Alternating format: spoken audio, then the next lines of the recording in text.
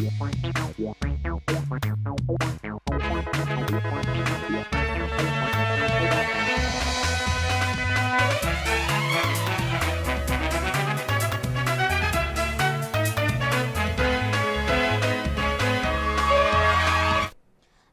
मैं हूं आपके साथ प्रिया पांडे और आप देख रहे हैं राष्ट्रीय समाचार। आइए एक नजर डालते हैं आज की हेडलाइंस पर। इजराइल में गुलजा मोदी नेसेट के सर्वोच्च सम्मान से सम्मानित। गाजा शांति पहल और भारत इजराइल रणनीतिक साझेदारी को मिली नई धार। जापान दौरे पर सीएम योगी का 600 किलोमीटर प्रति घंटा रफ्तार का अनुभव। यूपी में हाई स्पीड ट्रांसपोर्ट को मिलेगी नई दिशा। चांदनी चौक में पावर लाइन प्रोजेक्ट का शुभारंभ। सीएम रेखा गुप्ता का बड़ा कदम। सुरक्षित और आधुनिक बिजली व्यवस्था की ओर बढ़ी दिल्ली। पॉक्सो केस में स्वामी अवमुक्तेश्वरानंद पर शिकंजा कसने की तैयारी। मेडिकल रिपोर्ट के बाद गिरफ्तारी की आशंका बढ़ी। गोपालगंज में भूकंप आपदा से निपटने की बड़ी तैयारी। मेगा मॉक ड्रिल में एनडीआरएफ, एसडीआरएफ, पुलिस और स्वास्थ्य विभाग ने दिखाया दम। प्रधानमंत्री नरेंद्र मोदी 2 दिवसीय राजकीय दौरे पर इजराइल पहुंचे, जहां तेल अवीव एयरपोर्ट पर उनका स्वागत प्रधानमंत्री बेंजामिन नेतन्याहू और उनकी पत्नी सारा नेतन्याहू ने किया। जहां मोदी के नारों के बीच उन्होंने भारत इजराइल की गहरी मित्रता को दोहराते हुए कहा कि दोनों देश हर कठिन समय में साथ खड़े रहे हैं। उन्होंने गाजा शांति पहल को क्षेत्र में न्यायपूर्ण और अस्थायी शांति की दिशा में अहम कदम बताया। इस अवसर पर इजराइल के प्रधानमंत्री बेंजामिन नेतन्याहू ने मोदी को भाई जैसा मित्र और एशिया का शेर बताया। यात्रा के दौरान पीएम मोदी ने सांस्कृतिक कार्यक्रम में भाग लिया, टेक्नोलॉजी और इनोवेशन प्रदर्शनी का भी दौरा किया। उन्होंने जेरूसलम स्थित याद वेशम में होलोकॉस्ट पीड़ितों को श्रद्धांजलि भी दी और इजराइल के राष्ट्रपति इसहाक से द्विपक्षीय वार्ता कर संबंधों को और गहरा करने पर भी जोर दिया। दोनों नेताओं ने शिक्षा, नवाचार और रणनीतिक सहयोग को बढ़ाने की प्रतिबद्धता दिखाई, जबकि पीएम मोदी ने राष्ट्रपति इसहाक को भारत आने का आमंत्रण भी दिया। पीएम मोदी ने कहा कि भारत के लोग उनके स्वागत के लिए उत्सुक हैं। वहीं राष्ट्रपति इसहाक ने भारतीय छात्रों को इजराइल में और इजरायली छात्रों को भारत में अध्ययन के लिए प्रोत्साहित करने की भी बात कही तथा दोनों देशों के बीच बढ़ती कनेक्टिविटी को ग्लोबल साउथ के लिए महत्वपूर्ण बताया गया।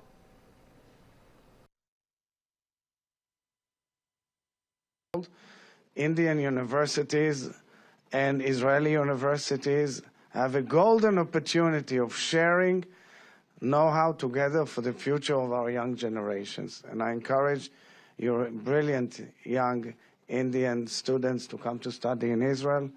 And I encourage the Israeli brilliant students to study in India. And I believe in conclusion that the fact that this connectivity between Israel and India can change the entire geostrategic situation towards the advantages of the global south and the connectivity between even the United States to Southeast Asia through the Eastern Hemisphere. So, we know you lead the world in so many fields, and we are very moved and excited that you're here with us. Toda rabba. जिस उम्दा शब्दों से हम सबका स्वागत किया है, इसके लिए मैं आपका बहुत बहुत आभारी हूं।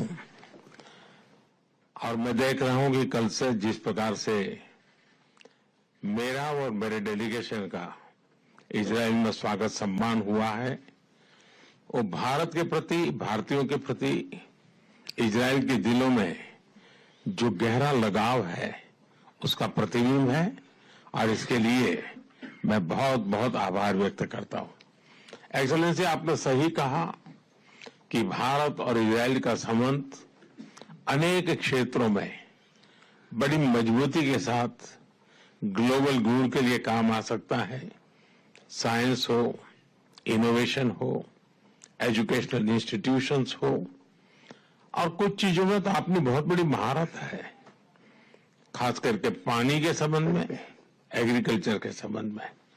और भारत इजराइल की बहुत सी अच्छी चीजों को आज भी भारत में, खास करके एग्रीकल्चर में लागू करने का प्रयास करता है और उसके अच्छे परिणाम भी निकल रहे हैं।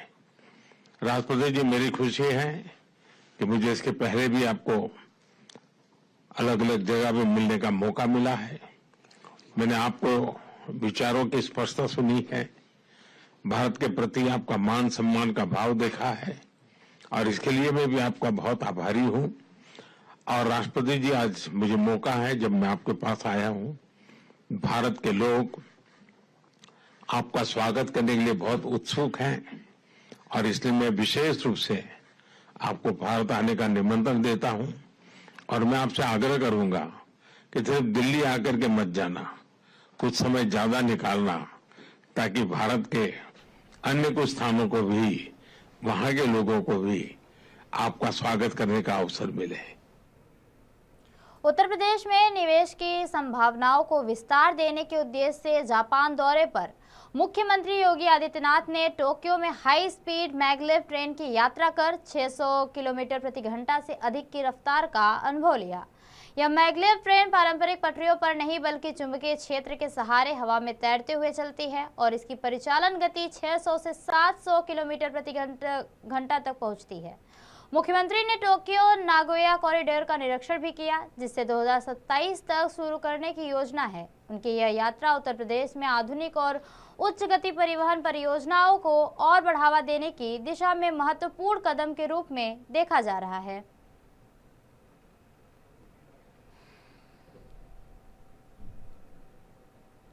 दिल्ली की मुख्यमंत्री रेखा गुप्ता ने आज राजधानी के ऐतिहासिक क्षेत्र चांदनी चौक में पावर लाइन प्रोजेक्ट का शुभारंभ किया।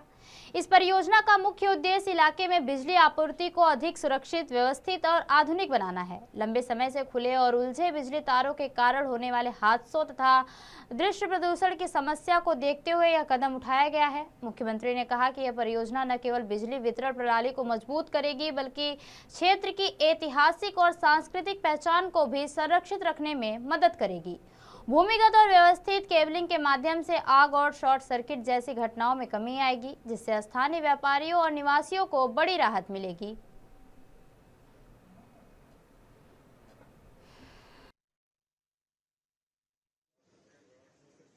दिल्ली की मुख्यमंत्री रेखा गुप्ता ने आज दिल्ली के ऐतिहासिक इलाके चांदनी चौक में पावर लाइन प्रोजेक्ट का शुभारंभ किया। इस परियोजना का उद्देश्य क्षेत्र में बिजली आपूर्ति को अधिक सुरक्षित और व्यवस्थित बनाना है, साथ ही खुले तारों से होने वाले हादसों को कम करना भी है। दिल्ली की मुख्यमंत्री रेखा गुप्ता ने आज दिल्ली के ऐतिहासिक इलाके चांदनी चौक में पावर लाइन प्रोजेक्ट का शुभारंभ किया। इस परियोजना का उद्देश्य क्षेत्र में बिजली आपूर्ति को अधिक सुरक्षित और व्यवस्थित बनाना है, साथ ही खुले तारों से होने वाले हादसों को कम करना। दिल्ली सरकार में मंत्री आशीष सूद ने कहा कि 1 वर्ष पहले दिल्ली की जनता ने यह स्पष्ट निर्णय लिया था कि उसे विज्ञापनों की राजनीति नहीं बल्कि जमीनी स्तर पर वास्तविक काम चाहिए। उन्होंने आरोप लगाया कि पिछले 11 वर्षों में बिजली व्यवस्था को नजरअंदाज किया गया है और उसे भविष्य की जरूरतों के अनुरूप तैयार नहीं किया गया है। मंत्री ने कहा कि सरकार ने संकल्प लिया है कि दिल्ली का पावर सेक्टर देश में अग्रणी बनेगा। इसी दिशा में पूरी दिल्ली में 436 करोड़ रुपए की योजना के तहत ओवरहेड वायरिंग को अंडरग्राउंड किया जा रहा है ताकि बिजली व्यवस्था अधिक सुरक्षित, आधुनिक और विश्वसनीय बन सके। पूरी दिल्ली में 436 करोड़ रुपए की योजना के अंतर्गत ओवरहेड वायरिंग को अंडरग्राउंड किया जा रहा है और उसमें 26 ऐतिहासिक सड़कें चांदनी चौक की है, जिनमें 52.5 किलोमीटर ओवरहेड नेटवर्क को भूमिगत किया जाएगा। खंभे हटाकर 500 से ज्यादा डब्बा बंद फीडर पिलर्स को वहां लगाया जाएगा, जिससे नेटवर्क की सेफ्टी, सिक्योरिटी और रिसिलियंस बढ़ेगी। वर्षों से उलझे तार, आग का खतरा, वोल्टेज फ्लक्चुएशन, विजुअल क्लटर, यह सब ओल्ड दिल्ली का, वॉल्ड सिटी की नियति बन गया था। मगर 2025 फरवरी में दिल्ली ने तय किया कि इसकी नियति को बदलना है और मोदी जी ने इस काम के लिए श्रीमती रेखा गुप्ता जी को दिल्ली की भागदौड़ दी। Underground cables, feeder pillars, decorative street poles, digital twin का इंटीग्रेशन के साथ चांदनी चौक अब सुरक्षित, विश्वसनीय और हेरिटेज सेंसिटिव पावर जोन बनेगा। यह केवल वायरिंग का काम नहीं है, माइंड माई वर्ड्स, ये केवल वायरिंग का काम नहीं है, ये अर्बन डिग्निटी की बहाली है। जनकपुरी में भी डिजिटल ट्विन का उद्घाटन किया गया। डिजिटल ट्विन का अर्थ है real time digital replica of the grid.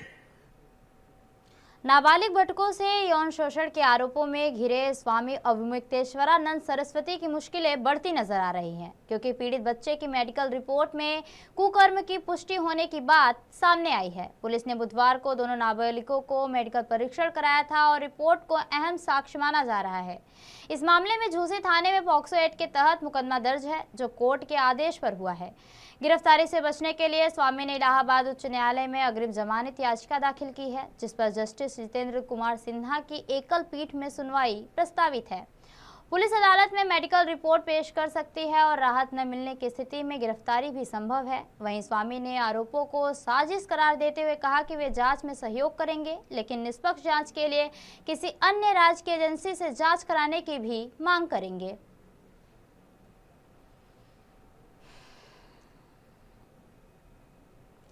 विधानसभा परिसर तक शराब पहुंचाने के मुद्दे पर जनता दल यूनाइटेड के विधायक श्याम रजक ने प्रतिक्रिया देते हुए कहा कि वे राष्ट्रीय जनता दल के प्रवक्ता नहीं हैं, लेकिन यदि कोई भी व्यक्ति कानून का उल्लंघन करेगा तो उस पर पुलिस प्रशासन सख्त कार्रवाई करेगा और उसे जेल भेजा जाएगा।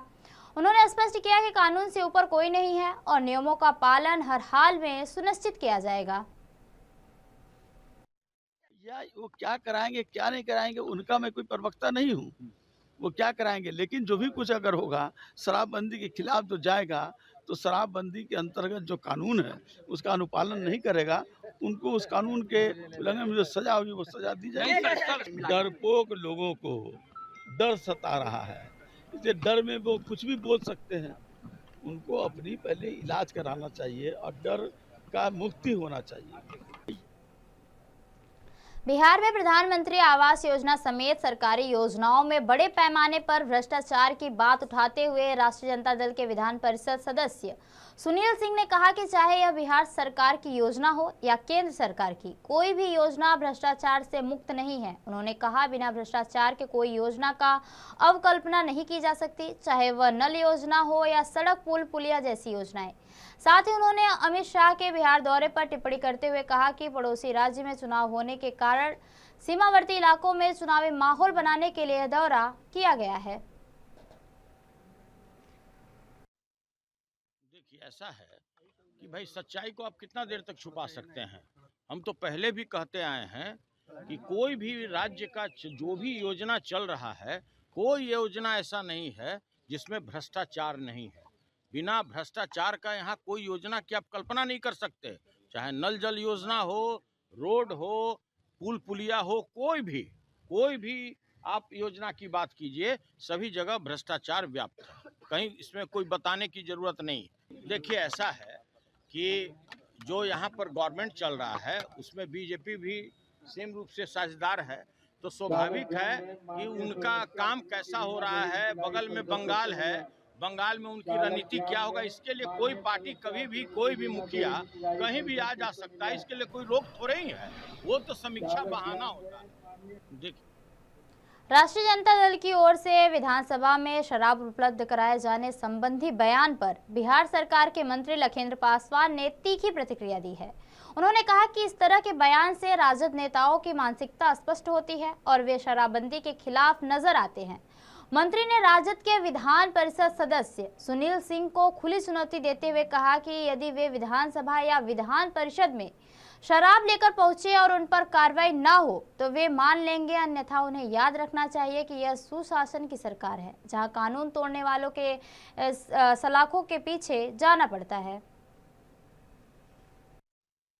जो 27 तारीख को हम विधानसभा के कैंपस में दारू डिलीवरी करा देंगे, इससे तो स्पष्ट लगता है कि या तो दारू बेचने वाले माफियाओं के साथ उनकी साठगांठ है, या बिहार में दारू बिक्री पर पूरी तरह प्रतिबंध न लगे और दारू बंदी जो बिहार में हो पूरी तरह सख्त से सख्त उस पर लागू नहीं हो। उसमें सुनील सिंह जैसे लोग जो कहते हैं बिहार विधानसभा के कैंपस में जो लोकतंत्र का मंदिर है, चाहे विधानसभा हो, विधान परिषद हो या लोकसभा हो, और लोकतंत्र के मंदिर में यदि आरजेडी के नेता सुनील सिंह कहते हैं कि दारू हम डिलीवरी करा देंगे, इससे स्पष्ट होता है जो सुनील सिंह जी को मालूम है ये दारू माफिया कौन कौन लोग है। या तो उनको साठगांठ है दारू माफिया से, या सुनील सिंह जी यदि दारू यहाँ उपलब्ध करा देंगे तो कैसे उपलब्ध करा देंगे। मैं तो कहता हूँ, चैलेंज मैं देता हूँ, आप बिहार विधान परिषद के कैंपस में दारू उपलब्ध करा दीजिए। आप आ जाइए और आपकी गिरफ्तारी भी तय है। यह सुशासन की सरकार है। अपराधी चाहे जितना बड़ा क्यों नहीं हो, उनकी जगह जेल में होती है। यहाँ तक बड़े बड़े हाथी ऐसा भी लोग हैं, वो भी सुशासन के कानून को डर से वह मुर्गा बन जाते हैं, हॉस्पिटल के सहारा लेते हैं। ये सुनील सिंह यदि कहते हैं विधानसभा के कैंपस में हम दारू डिलीवरी करा देंगे। महोबा के कबरई में अवैध खनन और परिवहन पर प्रशासन ने एक बार फिर कड़ा शिकंजा कस दिया है। बिना रॉयल्टी के खनन कर रहे 14 लोड और 2 खाली ट्रकों को सीज किया गया, जबकि ड्राइवर क्रेशर प्लांट पर वाहन छोड़कर फरार हो गए। यह कार्रवाई खनिज परिवहन और राजस्व विभाग की संयुक्त टीम ने डीएम के निर्देश पर की है। अधिकारियों का कहना है कि जिले में लंबे समय से राजस्व को बड़े स्तर पर एनआर के माध्यम से चुना लगाया जा रहा था और अब प्रशासन ने माफियाओं पर शिकंजा कस दिया है। 2 दिन पहले भी 16 ट्रकों को सीज किया गया था। लगातार ये हो रही यह कार्रवाई माफियाओं में हड़कंप मचा रही है।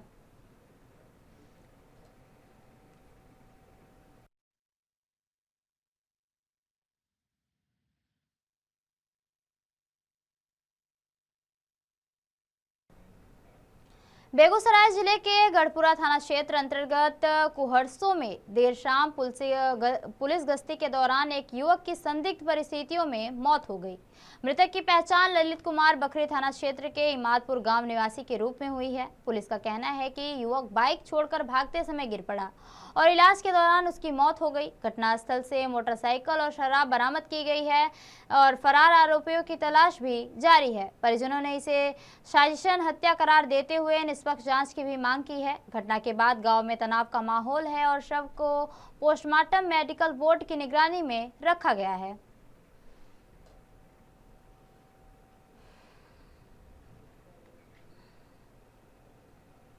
गोपालगंज में संभावित भूकंप जैसी आपदा से निपटने की तैयारियों को परखने के लिए मेगा मॉक ड्रिल का आयोजन किया गया। इस दौरान राष्ट्रीय आपदा प्रतिक्रिया बल और राज्य आपदा प्रतिक्रिया बल समेत स्वास्थ्य विभाग और पुलिस की टीमों ने संयुक्त रूप से राहत और बचाव कार्यों का अभ्यास किया। काल्पनिक भूकंप की स्थिति बनाकर घायलों को रेस्क्यू कर अस्पताल पहुंचाने की पूरी प्रक्रिया दोहराई गई। अधिकारियों ने बताया कि आपदा प्रबंधन तंत्र पूरी तरह सतर्क है और लोगों से अपील की गई है कि भूकंप की स्थिति में घबराएं नहीं, सुरक्षित स्थान पर जाएं और सावधानी बरतें।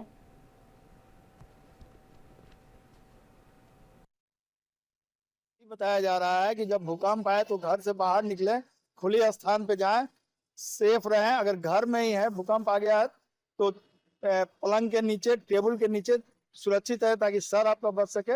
और जैसे ही भूकंप रुके बाहर निकलने की कोशिश करें, खुले मैदान में रहें, ये बताया जा रहा है।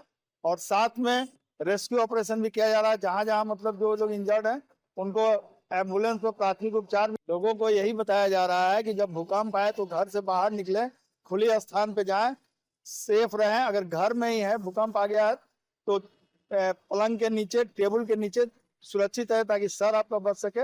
और जैसे ही भूकंप रुके बाहर निकलने की कोशिश करें, खुले मैदान में रहें, ये बताया जा रहा है। और साथ में रेस्क्यू ऑपरेशन भी किया जा रहा है। जहाँ जहाँ मतलब जो लोग इंजर्ड हैं उनको एम्बुलेंस और प्राथमिक उपचार। लोगों को तो ये थी अब तक की खास खबरें और खबरों के लिए बने रहिए राष्ट्रीय समाचार के साथ। तब तक के लिए नमस्कार।